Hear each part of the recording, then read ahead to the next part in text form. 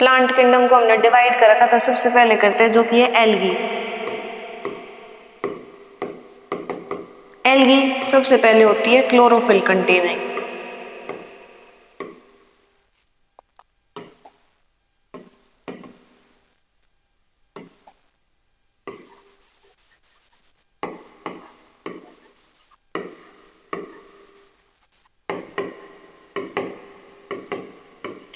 यानी इसके पास क्लोरोफिल की प्रेजेंस होती है। सेकंड, ये thallus, simple thallus like structure होती है एल्गी।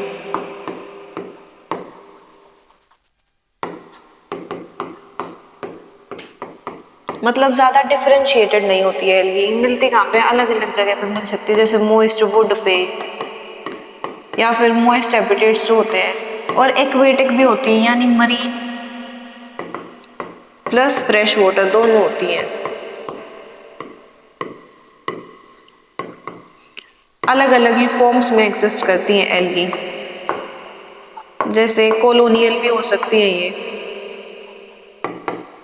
और फिलामेंटस भी हो सकती हैं।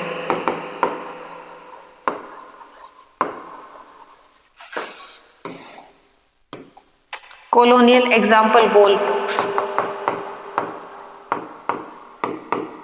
जो वॉलवॉक्स होता है वो एक कॉलोनियल फॉर्म है एल्गी की। फिलामेंटस फॉर्म जैसे एग्जाम्पल यूलोथ्रिक्स,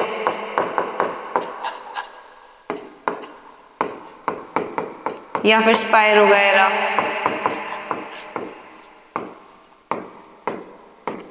अब जो एल्गी है, फिफ्थ पॉइंट, एल्गी रिप्रोडक्शन कर सकती है तीनों मेथड से, यानी वेजिटेटिव भी, एसेक्सुअल भी और सेक्सुअल भी।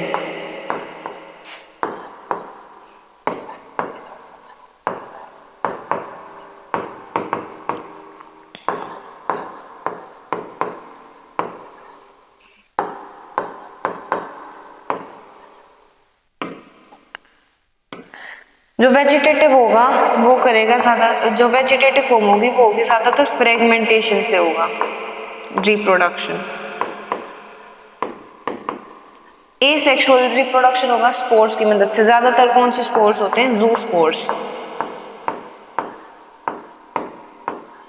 और सेक्सुअल में क्या होगा, फ्यूजन ऑफ गैमेट्स होता है। फ्यूजन ऑफ गैमेट्स होता है तो इसके अंदर तीन कंडीशंस आती हैं। वो तीन कंडीशंस कौन कौन सी हैं,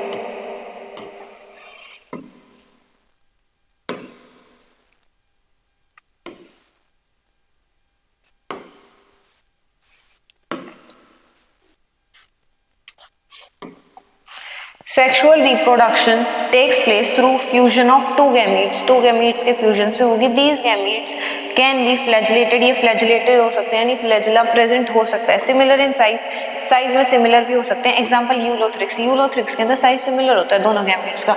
या फिर ये नॉन फ्लैजिलेटेड हो सकते हैं, यानी नॉन मोटाइल। जो फ्लैजिला होता है वो मूवमेंट में हेल्प करता है, तो जिसके पास फ्लैजिला नहीं है वो मोटाइल भी नहीं होगा, वो मूवमेंट भी नहीं करेगा, बट सिमिलर इन साइज। पर फिर भी सिमिलर इन साइज हो सकते हैं। एग्जांपल स्पायरोगायरा, मतलब स्पायरोगायरा के अंदर साइज तो सिमिलर है दोनों गैमीट्स का, पर वो नॉन मोटाइल है। और यूलोथ्रिक्स के अंदर सिमिलर साइज है दोनों का, पर वो क्या है, फ्लैजिलेटेड है, यानी मोटाइल है। सच रिप्रोडक्शन इज कॉल्ड, इसको कहेंगे आइसोगैमस। आइसो का मतलब होता है सेम, इसीलिए आइसोगैमस मतलब जिसके अंदर सेम, सिमिलर होगा in size. Similar fusion of two gametes dissimilar in size, जो कि साइज के अंदर ही सेम नहीं है, as in species of Eudorina. इसका एग्जांपल है Eudorina, is termed as anisogamous, इसे कहेंगे एनाइसोगैमस। और fusion between one large non motile, यानी होगा नॉन मोटाइल, जिसके पास फ्लैजिना नहीं होगा, स्टैटिक होगा, female gamete and a smaller motile male gamete. Motile होगा यानी ये मूव कर पाएगा, इज टर्म्ड एज oogamous। ये आगे जाती है आइडेंटिफिकेशन की नॉन मोटाइल कौन सा गैमेट होगा और मोटाइल कौन सा होगा। इसका एग्जांपल हो गया वोल्वॉक्स या फिर फ्यूकस। अब जो एल्गी है, algae is divided in many types. इसके 3 टाइप्स भी होते हैं। पहला होता है क्लोरोफाइसिए, दूसरा होता है फेओफाइसिए और तीसरा होता है रोडोफाइसिए। उससे पहले एल्गी जो होती है वो यूजफुल होती है हमारे लिए, या बहुत सारी एल्गी जो होती है वो एडिबल भी होती है।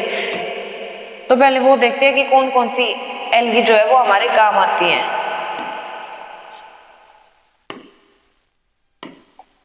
Algae are useful to man in a variety of ways. At least a half of total carbon dioxide fixation on Earth is carried out by algae. Algae के पास क्लोरोफिल होता है और ये प्लांट किंगडम के अंदर आती है तो ये फोटोसिंथेसिस करेगी, इसीलिए at least half of the carbon dioxide fixation यही करती है, कार्बन डाइऑक्साइड लेगी जब भी फोटोसिंथेसिस होगा out by algae through photosynthesis, photosynthesis की प्रोसेस के थ्रू, क्योंकि फोटोसिंथेसिस के अंदर कार्बन डाइऑक्साइड यूज होती है. Being photosynthetic they increase the level of dissolved oxygen. Oxygen release करेंगे, जो फोटोसिंथेसिस का रिजल्ट होता है वो यही होता है कि लास्ट में ग्लूकोज प्लस ऑक्सीजन बनता है. In their immediate environment, they are of paramount importance as primary producers of energy-rich compounds. ये primary producer होते हैं यानी produce करते हैं खाने को, which form glucose, which form the basis of the food cycles of all aquatic animals. जितने भी aquatic animal हैं उनका ये basis बनाते हैं क्योंकि ये primary producer होते हैं. Many species of Porphyra, Laminaria and Sargassum are among the 70 species of marine algae. ये तीनों marine algae है, used as food और इनको हम as food भी use कर सकते हैं यानी edible होती है. Certain marine brown and red algae produce large amounts of hydrocolloids. हाइड्रोकोलाइड्स क्या होता है? वाटर होल्डिंग सब्सटेंस, जिनके पास कैपेबिलिटी होती है कि वो वाटर को होल्ड करके रखें. तो कुछ ब्राउन और रेड एल्गी ऐसी होती है जो कि लार्ज अमाउंट ऑफ हाइड्रोकोलाइड्स बनाती है. एग्जांपल एल्जिन हो गया, एल्जिन एक ब्राउन एल्गी है, और कैराजिन हो गया, कैराजिन एक रेड एल्गी है, विच आर यूज्ड कमर्शियली. इसको कमर्शियली भी हम यूज करते हैं. फिर एक एल्गी आती है अगर, वन ऑफ द कमर्शियल नहीं, एल्गी जो है ये एक कमर्शियल प्रोडक्ट है जो कि ऑब्टेन होता है जेलिडियम और ग्रेसिलेरिया से. ये दोनों की दोनों क्या है? एल्गी है. तो इनसे अगर बनता है. Are used to grow microbes and in preparation of ice creams and jellies. इनकी प्रिपरेशन में भी हेल्प होती है. फिर आता है क्लोरेला. क्लोरेला भी एक एडिबल एल्गी है जिसको प्रोटीन का सोर्स माना जाता है. यूनिसेलुलर एल्गा, यूनिसेलुलर है, रिच इन प्रोटीन, प्रोटीन के अंदर ये रिच होती है. Is used as food supplement even by space travellers.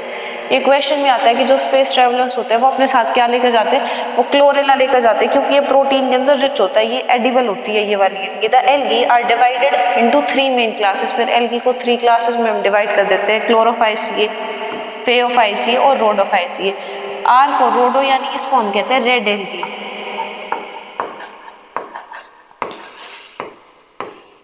Chloro यानी इसके पास क्लोरोफिल प्रेजेंट होगा, इसीलिए इसको हम कहते हैं ग्रीन एल्गी. और थर्ड होती है वो होती है ब्राउन एल्गी.